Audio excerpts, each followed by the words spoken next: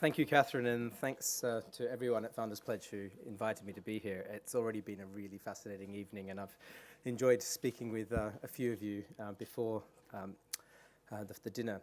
I am here to set a scene, so I'm going to set a scene, and a quite a broad one, about what I think is important in this day and age as regards human rights.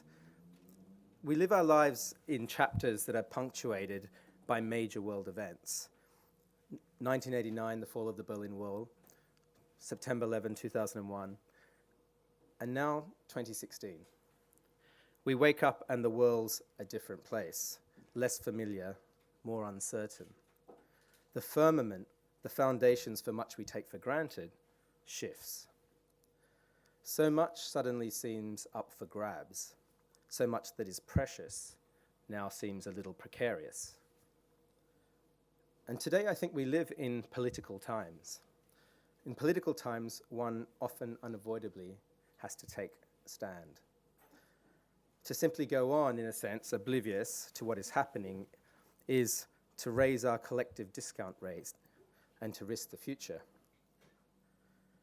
And yet, human rights. Today it seems investing in human rights might be throwing good money after bad. If human rights is about states and institutions, about laws and lawyers, and justice with a capital J and truth with a capital T, if it's about liberal values and universal solidarity, then this is a time of retreat and suspicion, of anti-establishment populism, of new nationalisms and parochialism, indeed of the normalization of bigotry. It's also a time of fake news and post-truth and alt-facts, of bots and data-driven worlds and mass surveillance run by algorithms. This also seems, in a sense, an era in which Western influence on global values may be in relative decline. In this view, human rights belongs to that short-lived liberal moment after 1989, given a body blow by the war on terror after September 11, and now imperiled by an era of exit and retreat. The international human rights system, emerging out of World War II with the Universal Declaration on Human Rights and flourishing after the end of the Cold War, seems to be flailing. And so I think a question that I want to start with, is the tough question, is, has human rights had its day? This, I think, though, is the wrong end of the stick. So what I'd like to suggest to you is that human rights, political though they must be often, and thus with a history of being used and abused, and difficult though it is as a cause area, it's a very different game to food aid or children's education or water access. That human rights is and remains a really vital glue and connective tissue for a future world that we all might want to live in. Simply put, I think human rights, warts and all, remains today the most powerful practical expression of our collective humanity. I would argue that, in a sense, human rights is a crucial lingua franca of our times, a language through which solidarities are built and social justice claims are made, championed, and actually realized. In a globalized, interdependent world in which our greatest threats and challenges are experienced often more collectively, this common language is really vital to express and pursue what should belong to us all in order to stand together.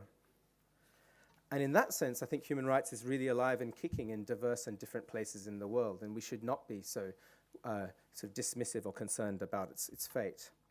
We saw it in Tahrir Square. We've seen it around the world with the LGBTI rights being claimed and the advances made on that agenda. We've seen it in Ukraine, in Bucharest, that this is an agenda that's taken and seized upon in very diverse places around the world at different times.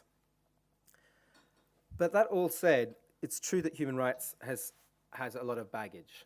And that's one of the things that I want to address, because I can imagine some of the anxieties that exist when we think about human rights. And I do think that this baggage, this past matters, but in a sense we can't be trapped by that past. It's true that human rights is anchored in a mostly Western, Eurocentric Christian heritage or history. the very same heritage to which colonialism belonged. But human rights has many other global precursors as well, and in its modern form, it had to start somewhere. What matters is where it has travelled since that time and who claims it now and how it is claimed. It's also fair enough to despair, if you might, at the thought of human rights as the realm of lawyers and statesmen, UN treaties, institutions, courts, in which often the powerful dominate, get off scot-free, and the weak are subject to false promises and made pariahs. Yet it's precisely the fact that human rights have power in that realm of institutions and states, that gives others power at the grassroots to make claims in its names. So in a sense, it's the weird relationship between human rights and politics that gives it a power that allows human rights defenders to do their work. And so we have to take it with that set of problems that it comes with sometimes. It's also right, I think, that there is still an anger about Western military intervention that was made in the name of human rights, and a reticence about that agenda because it was corrupted. But the abuse of human rights should not lead to its abandonment. Indeed, human rights remains the language of dissent and accountability in speaking up against its abuse in the name of security or counterterrorism. In this sense, we have to sort of see the way in which both human rights is a source and a site for empowerment and enabling people to speak truth to power at the same time as it's often used by the powerful in ways that we might not like. Finally, I think we do have to take seriously the fact that there are diverse religions and cultures that sometimes come into clash with universal human rights, and that conflict can, sometimes be quite stark. But also, new solidarities and new alignments around collective values is a work in progress. It's something that takes time to occur and does occur over time. To abandon it is also then to only allow for retreat as an answer. So taken as a whole, human rights, I think, is indeed a complex and diverse cause area, but it's a really vital one. The challenge is to find specific opportunities that resonate with one's own commitments in a world worth living in. And that will be different for different people in different ways. For me, two crucial elements really stand out here. The first is that civil society matters enormously for speaking truth to power, for holding states and big institutions to account, for amplifying people's voices. And the second, a bit more complex, is that translation matters. And what I mean by that is that a ground-up view of human rights emphasizes local civil society actors and their agency, their history, but is also connecting this to global networks of solidarity and capability. And that relationship is quite different to the way that we sometimes think of the legal institutional human rights, but it's really important and really vital to its success. And I think this leads us to the two core themes for this evening.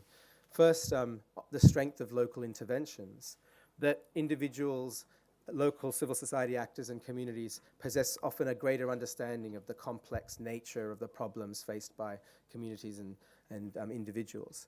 They have the cultural, political, and historical perspective that matters.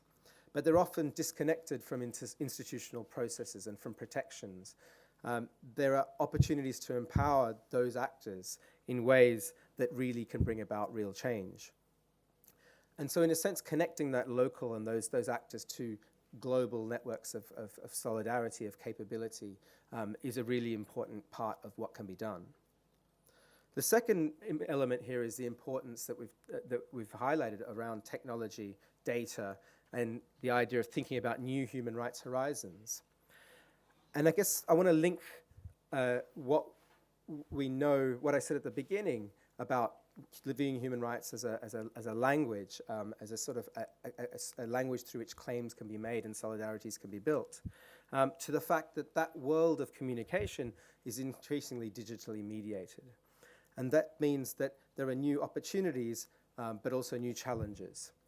So the opportunities really stem from the fact that you do have more people's voices that are more accessible and can be amplified in new ways. That there are new analytical capabilities, that there are new capabilities of protecting people's voices and communicating in secure ways. And there are also risks that come with this world, risks that are around credibility of the evidence in a world in which information flows so fast, risks that we know about data surveillance, etc. But the space in which technology and data plays is now crucial and central, I would say, to the direction that human rights is traveling right now. And this emphasizes some key things. One, the way that we can amplify local voices through deploying communication technologies in new ways, the way that we can strengthen secure channels of communication that protect human rights defenders using technology, and finally, the way we can innovate in the role of data as evidence in processes of claim making and accountability. And they're three themes that will really come up in this evening's discussions. If I have a minute, I think I may, I'm not sure. I'm going to end just on a personal note. Catherine mentioned that I was the David and Elaine Potter Lecturer in Cambridge, and I want to just mention one takeaway about that, and that is about leverage and the long term. So David Potter was a tech founder just like yourselves, but way back when in the 80s, and he developed one of the first commercially successful handheld computers, the Scion, and he donated a lot of money to Cambridge in order for this center and my lectureship to be created. But that was leveraging something for the long term, because it's enabled a lot of other things to happen as a result of that. And I think that's worth thinking about. Sometimes there are opportunities to leverage a donation in a much wider way. And the second thing was that this led to the creation of the spin-out organization that's a charity that I founded, Africa's Voices Foundation, which really, for me, shows that data and technology and new opportunities around innovation are very linked to the same worlds that you work in, that they're combining these techniques but putting them to social good. In our case, working with local communities in Africa through local languages and combining the latest techniques in computational linguistics, etc., to be able to access and analyze these voices to help influence decisions that affect people's lives. So for me, there can be a lot of connections, just like Catherine said, between not just the financial act of giving, but also the capabilities that people like you have in this room and bringing them to bear on important issues of social good. So I'll leave it there and hope that you enjoy the evening and that I've set a useful scene for you. Thank you.